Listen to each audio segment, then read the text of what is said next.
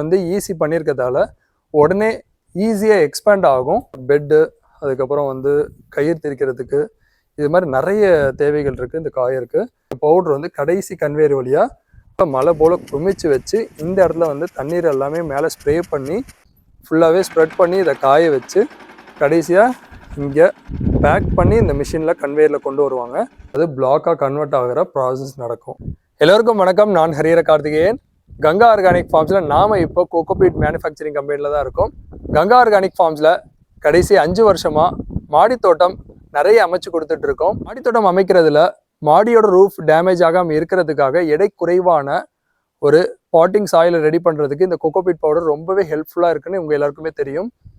இந்த cocopeat பவுடரோட manufacturing வந்து தமிழ்நாட்டில் இந்த 10 வருடமாகவே நாளுக்கு நாள் அதிகரிச்சுட்டே வருது. அது மட்டும் இல்லாமல் இதோடைய தேவைகள் மக்களுக்கு கொஞ்சம் கொஞ்சமாக புரிஞ்சு இப்போ நிறைய பேருக்கு இதோட அவேர்னஸ் கிடச்சிருக்கு. அதனால எல்லோரும் வீட்டு மாடியிலையுமே கோகோபீட் பவுடரை யூஸ் பண்ணி மாடித்தோட்டம் அமைச்சிக்கிட்டு இருக்காங்க.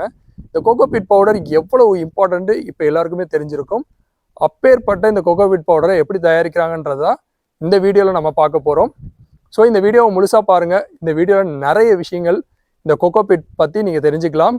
இதை எப்படி ஸ்டேஜ் பை ஸ்டேஜாக தயாரிக்கிறாங்கன்ற எல்லா டீட்டெயில்ஸும், இதோட பெனிஃபிட்ஸ் என்னென்ன, இதை எப்படி மாடித்தோட்டத்துக்கு யூஸ் பண்ணணும், இது போல் நிறைய விஷயங்கள் பார்க்கலாம். கங்கா ஆர்கானிக் ஃபார்ம்ஸ் யூடியூப் சேனலில் மாடித்தோட்டம் அமைக்கிற வீடியோஸ் ஆகட்டும், மாடித்தோட்டம் ரெனோவேஷன் பண்ணுற வீடியோஸ் ஆகட்டும், மெயின்டைன் பண்ணுற வீடியோஸ் ஆகட்டும், அது மட்டும் இல்லாமல் தோட்டத்துக்கு தேவையான உரங்கள் ஆகட்டும், க்ரோ பேக்ஸ் ஆகட்டும், இது போல் நிறைய ப்ராடக்ட்ஸ் பற்றின ரிவ்யூஸ் ஆகட்டும், இது போல் நிறைய videos Ganga organic farms YouTube சேனலில் தொடர்ந்து வந்துக்கிட்டே இருக்குது. நீங்கள் இப்போ தான் முதல் முறையாக கங்கா ஆர்கானிக் ஃபார்ம்ஸ் யூடியூப் சேனலில் வீடியோ பார்க்குறீங்கன்னா சேனலை சப்ஸ்கிரைப் பண்ணி பெல் பட்டனையும் கிளிக் பண்ணிக்கோங்க. அப்போ தான் நாங்கள் போடுற வீடியோஸ் எல்லாமே உடனுக்குடனே உங்களை வந்து சேரும். வாங்க நாம் இப்போ வீடியோக்குள்ளே போகலாம். கங்கா ஆர்கானிக் ஃபார்ம்ஸில் கோகோபீட் பிளாக் வாங்குற எல்லாருக்குமே தெரிஞ்சிருக்கும். கோகோபீட் வந்து ரொம்பவே குவாலிட்டியாக இருக்கும். அது வந்து ஈஸி பண்ணியிருக்கிறதால உடனே ஈஸியாக எக்ஸ்பேண்ட் ஆகும். அது மட்டும் இல்லாமல் எக்ஸ்பேண்ட் பண்ண உடனே யூஸ் பண்ணலான்றது எல்லாருக்குமே தெரியும். அப்பேற்பட்ட அந்த கோகோபீட் பிளாக் வந்து எப்படி தயாரிக்கிறாங்கன்னா, இது போல் மட்டைகளை கொண்டு வந்து ஃபுல்லாகவே அடித்து இந்த மிஷின்ஸ் வழியாக, கன்வேயர்ஸ் வழியாக போகும். அதில் மிஷின்ஸ்லாம் போய் ஃபுல்லாகவே வந்து அதை ஷட் பண்ணி அதிலிருந்து காயர் எடுப்பாங்க. அந்த இடத்துல பார்த்தீங்கன்னா தெரியும். அந்த காயரை எடுத்ததுக்கப்புறம் இன்னொரு ப்ராசஸ் இருக்குது. அந்த காயரை வந்து இது போல் எடுத்து இந்த காயரை எடுத்து ஃபுல்லாகவே நிறைய பெட்டு, அதுக்கப்புறம் வந்து கயிறு திரிக்கிறதுக்கு, இது மாதிரி நிறைய தேவைகள் இருக்குது இந்த காயருக்கு. இந்த காயரை மட்டும் தனியாக எடுத்துட்டு அதுக்கப்புறம் வர ஒரு லேயரில் தேங்காய் மஞ்சள், இந்த கோழி பண்ணைக்கெலாம் வந்து கீழே போடுவாங்க. அதுபோல் மஞ்சள் எடுப்பாங்க. அந்த கீழே இருக்க கன்வேயர் வழியாக தான் போகும். அது எடுத்தது போக பேலன்ஸ் இருக்க பவுட்ரு வந்து கடைசி கன்வேயர் வழியாக அந்த ஒரு ட்ரக்கில் போய் விழுகும். ட்ரக்கில் விழுந்த கோகோபீட் பவுடரை வந்து கடைசியாக எங்கே எடுத்துகிட்டு போவாங்கன்னா, அந்த லாஸ்ட்டில் பேக் சைடு பார்த்தீங்கன்னா தெரியும், அந்த ஸ்பேஸுக்கு கொண்டு போவாங்க.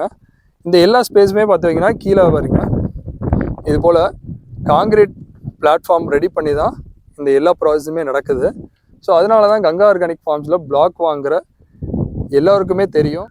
அந்த பிளாக்கை வந்து தண்ணி ஊற்றி எக்ஸ்பேண்ட் பண்ணதுக்கப்புறம் அதோட மண்ணோட அளவு சுத்தமாக இருக்காது. ஏன்னா இது போல் குவாலிட்டியாக சிமெண்ட் பிளாட்ஃபார்ம் ரெடி பண்ணி அதில் காய வச்சு அதுக்கப்புறம் வந்து கம்ப்ரெஸ் பண்ணுவோம். அந்த கம்ப்ரெஸ் பண்ணுற யூனிட் தான் அங்கே இருக்குது. அது கம்ப்ரெஸ் பண்ணுற ப்ராசஸையும் எப்படி பண்ணுவாங்கன்றதை நான் காட்டுறேன். டூல் தான் நமக்கு வந்து கோகோபீட் பவுடராக யூஸ் பண்ணுறாங்க. இதுக்கு முன்னாடிலாம் இந்த பவுடரை வந்து என்ன பண்ணுவாங்கன்னா, தேவையில்லை அப்படின்னு சொல்லிட்டு இந்த பவுடர்லாம் வந்து இடத்த அடைக்குதுன்னு சொல்லி எரிச்சிருவாங்க. அதுக்கப்புறம் தான் வந்து வெளிநாடுகளில் இதோடைய தேவைகள் ரொம்பவே அதிகமாக இருக்குதுன்னு தெரிஞ்சதுக்கப்புறம் இதை வந்து அப்படியே வந்து அனுப்ப முடியலை. ஸோ அதனால் என்ன பண்ணாங்கன்னா, இதை ஃபுல் அண்ட் ஃபுல்லாகவே வந்து ட்ரை பண்ணி அதுக்கப்புறம் அதை வந்து பிளாக்காக கம்ப்ரெஸ் பண்ணி வெளிநாடுகளுக்கு கண்டெய்னரில் அனுப்ப ஆரம்பித்தாங்க. அப்படி அனுப்ப ஆரம்பித்ததுக்கப்புறம் கூட நம்ம ஊரில் இந்த கோகோபீட் பவுடருடைய தேவைகளும் அதோடைய முக்கியத்துவமும் வந்து ரொம்ப கம்மியாக தான் தெரிஞ்சது. ஸோ வெளிநாடுகளில் இதோடைய தேவைகள் தெரிஞ்சு நிறைய பேர் வந்து பயன்படுத்த ஆரம்பிச்சிட்டாங்க. ஆனால் நம்ம நாட்டில் இதோடைய தேவைகள் வந்து ரொம்பவே கம்மியாக தான் இருந்தது. நம்ம நாட்டில் ரசாயன விவசாயம் அதிகமாயிட்டதால் இந்த கோகோபீட்டோட தேவைகள் யாருக்குமே பயன்படலை. இதே வெளிநாடுகளில் முடிஞ்ச அளவுக்கு இயற்கை விவசாயம் பண்ணணும்னு நினைக்கிறவங்களுக்கு இந்த மண்ணில்லா விவசாயமும் மண் வளம் ரொம்பவே கம்மியாக இருக்கிறதால இந்த கோகோபீட்டோட தேவைகள் ரொம்பவே அதிகமாச்சு. ஆனால் நம்ம நாட்டில் மண் வளம் ரொம்பவே அதிகமாக இருக்குது. ஆனால் அந்த மண் வளத்துலேயும் நாம் பண்ணுறது ரசாயன விவசாயம். இப்போது நம்மளுடைய நாட்டிலையுமே மண் வளம் ரொம்பவே குன்றி போயிடுச்சுன்னு கடைசியாக ஒரு ரிப்போர்ட் சொல்லியிருக்கு. ஸோ அதனால நம்ம நாட்டிலையுமே இப்போ தேங்காய் நாருடைய தேவைகள் அதிகமாகிட்டே வருது. நம்ம ஃபஸ்ட்டு பார்த்த ப்ராசஸில் பார்த்திங்கன்னா தேங்காய் மட்டை எல்லாமே அந்த ஃபேக்ட்ரியில் வச்சு ஃபுல்லாகவே ஸ்ட்ரட் பண்ணி அதில் இருக்க நாரை மட்டும் தனியாக பிரித்து இது போல் காய வச்சு அதை கம்ப்ரெஸ் பண்ணி வேறு ஒரு பை ப்ராடக்டாக கொண்டு போவாங்க. அந்த இடத்துலையுமே சலிச்சு தான் வந்து நமக்கு ஒரு தூள் வரும். அந்த தூள் அங்கேருந்து எடுத்துகிட்டு வந்து இது போல் மழை போல் குமிச்சு வச்சு இந்த இடத்துல வந்து தண்ணீர் எல்லாமே மேலே ஸ்ப்ரே பண்ணி அதில் இருக்க ஈஸி லெவல் எல்லாமே கம்மி பண்ணி அதுக்கப்புறம் இங்கே கொண்டு வந்து நம்ம ஃபுல்லாகவே ஸ்ப்ரெட் பண்ணி இதை காய வச்சு கடைசியாக இங்கே பேக் பண்ணி இந்த மிஷினில் கன்வேயரில் கொண்டு வருவாங்க. கொண்டு வந்ததுக்கப்புறமே மறுபடியும் ஒரு ப்ராசஸ் நடக்கும். அதுதான் ஃபைனல் சேவிங். அதாவது நம்மளுடைய கோகோபீட் பிளாக் வாங்கின எல்லோருக்குமே தெரியும். அது எல்லாமே ஃபுல்லி வாஷ்ட் அண்ட் சீவ்டுன்னு சொல்லுவோம். அந்த ஃபுல்லி வாஷ்டு அப்படின்ற ப்ராசஸ் அந்த ஸ்பேஸில் நடக்கும். ஃபுல்லாக வாஷ் பண்ணுறது, அதுக்கப்புறம் ஃபுல்லி சீவ்டுன்னு சொல்லுவோம். ஃபுல்லாக சலிச்சது. அந்த கோகோபீட்டு ஏற்கனவே சலிச்சு தான் வந்திருக்கு. மறுபடியும் இந்த இடத்துல சலிச்சு அதுக்கப்புறம் தான் அதை வந்து கம்ப்ரெஸ் பண்ணி பிளாக்காக கன்வெர்ட் பண்ணுவாங்க. ஸோ இந்த எல்லா ப்ராசஸுமே வந்து ப்ராப்பராக பண்ணுறதால தான் கோகோபீட் பிளாக் வந்து அந்தளவுக்கு குவாலிட்டியாக இருக்குது. ஸோ ஃபைனலாக அந்த சலிக்கிற மிஷின்லேருந்து மறுபடியும் சலித்து நமக்கு கிடைக்கும். அது இந்த கன்வேயர் மூலிமா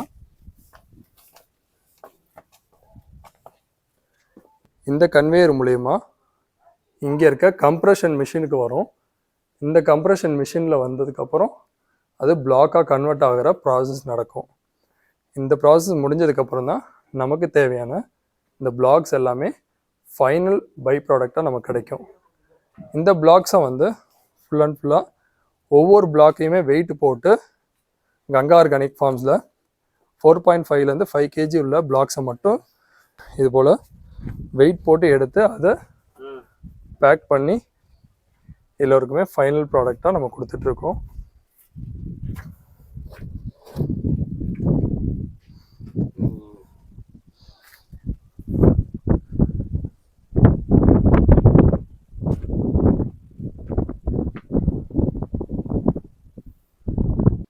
கோகோபீட் மேனுஃபேக்சரிங் பண்ணுற எல்லா ப்ராசஸையுமே ஸ்டெப் பை ஸ்டெப்பாக உங்களுக்காக காமிச்சேன். இதில் நிறைய பேரோட உழைப்பு இருக்குங்க.